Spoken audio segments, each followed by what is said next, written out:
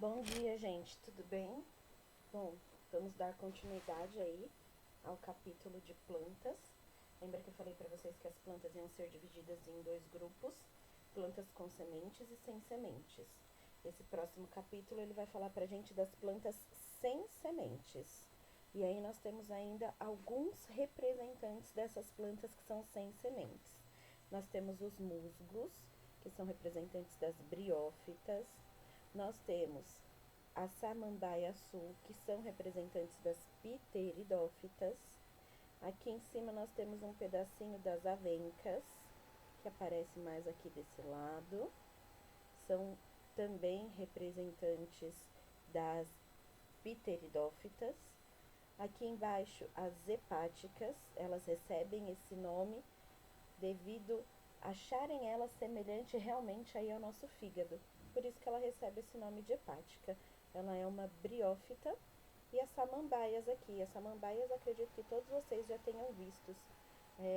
Se não foi na sua casa, na casa da sua avó, com certeza você já viu uma samambaia e uma avenca, que é essa aqui de cima. Então, como eu falei para vocês, as plantas sem sementes foram os primeiros seres vivos aí vegetais a ocupar o ambiente terrestre. E aí elas dependem especificamente da água para se reproduzirem, para poderem se desenvolverem. Se elas não tiverem água, elas não se desenvolvem. E aí ele fala pra gente que as briófitas, o nome dela vem do grego, onde brion significa musgo e piton planta. Então elas formam aí o filo considerado mais próximo do ancestral do reino Plantae. Essas plantas apresentam um tipo de reprodução totalmente dependente da água. Se não tiver água, elas não conseguem se reproduzir. Elas geralmente vão viver em ambientes úmidos e sombreados, pois o ciclo de vida delas depende disso, porque nesses locais aí úmidos vão ter água. Poucas espécies de musgos são capazes aí de aguentar altas temperaturas e outras espécies podem sobreviver a baixas temperaturas, como em alguns locais aí do Polo Norte, onde as únicas espécies de plantas são os musgos. Algumas vão viver em água doce, mas nenhuma vive em água salgada. As briófitas, elas são plantas aí bem pequenininhas, elas chegam a atingir aí no máximo 5 centímetros de altura. São plantas avasculares, ou seja, elas não possuem vasos condutores de seiva. E aí elas apresentam na sua porção central tecidos que vão ser especializados na condução de água e nutrientes, mas que não são vasos condutores de seiva. Nesse caso, a água e os nutrientes eles são levados de célula a célula, num processo que é um pouco mais lento do que o convencional. Para que determinadas espécies elas possam fazer parte do grupo aí das briófitas, é necessário que elas tenham algumas características semelhantes aí que pertençam ao mesmo ancestral. Todas as plantas elas vão apresentar embriões. E esses embriões, eles vão se desenvolver dependendo aí do organismo progenitor. Todas as plantas, eles vão possuir gametas e vão possuir esporos. Então, todos os progenitores, eles vão ter uma fase que é chamada de gametófito, onde é produzido o gameta, estrutura de reprodução sexuada, onde eu junto o gameta masculino com o gameta feminino e origino aí, após o processo de fecundação, um novo indivíduo. Na fase de esporos, a parte esporófita, eles não dependem aí um do outro. Então, neste caso, nós temos a reprodução assexuada.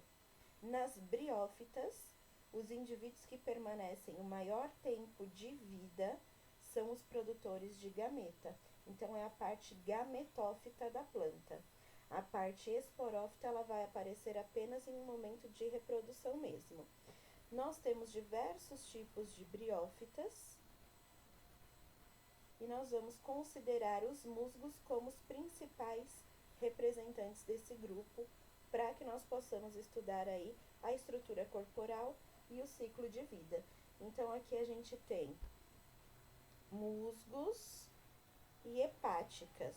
Aqui nós temos uma hepática, aqui são os musgos que não chegam a atingir aí mais de 5 centímetros.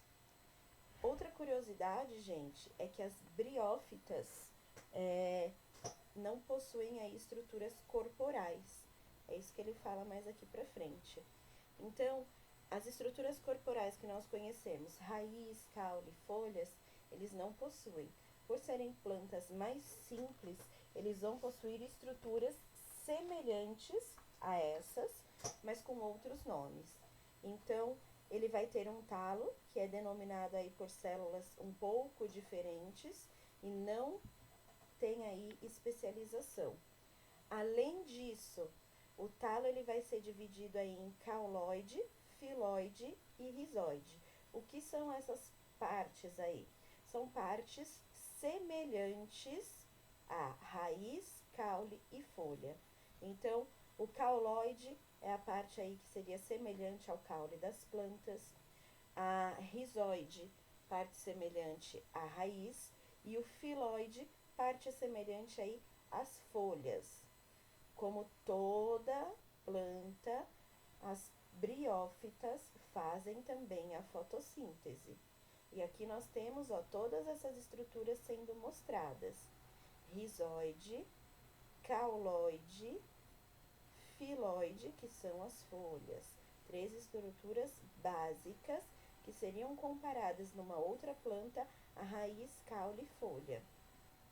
Além disso, nós temos as partes aqui de um esporófito.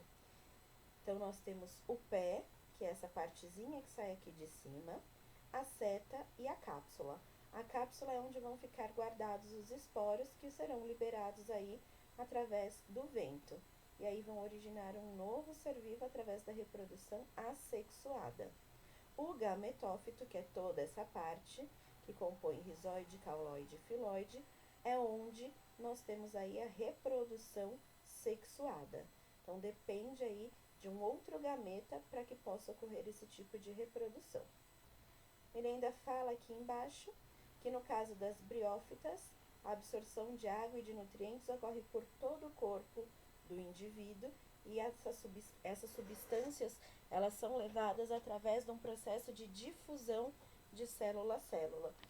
Por isso que limita o tamanho delas, elas não são plantas de grande porte, elas são plantas de pequeno porte, já que o processo aí para carregar água e nutrientes, ele é um processo extremamente lento. Tudo bem? Vamos falar da reprodução delas. Como eu já falei para vocês, elas se reproduzem de duas maneiras, né? Reprodução assexuada, com os esporos, e reprodução sexuada, quando a gente tem a formação de gametas, masculinos e femininos. Vão ter espécies que vão apresentar os dois tipos de gametas em um único indivíduo. Isso pode acontecer. Os gametas masculinos das briófitas, eles apresentam 2 flagelos que permitem a locomoção deles, ou seja, eles conseguem nadar até o gameta feminino. E é isso que nós vamos ver aqui, como acontece na reprodução. Antes de falar disso, ele mostra aqui pra gente estruturas de cor alaranjada, essas partezinhas mais altas. Então, essas partezinhas mais altas aqui são os esporófitos, aquela parte que contém apenas esporos para a reprodução assexuada das plantas. Tudo bem?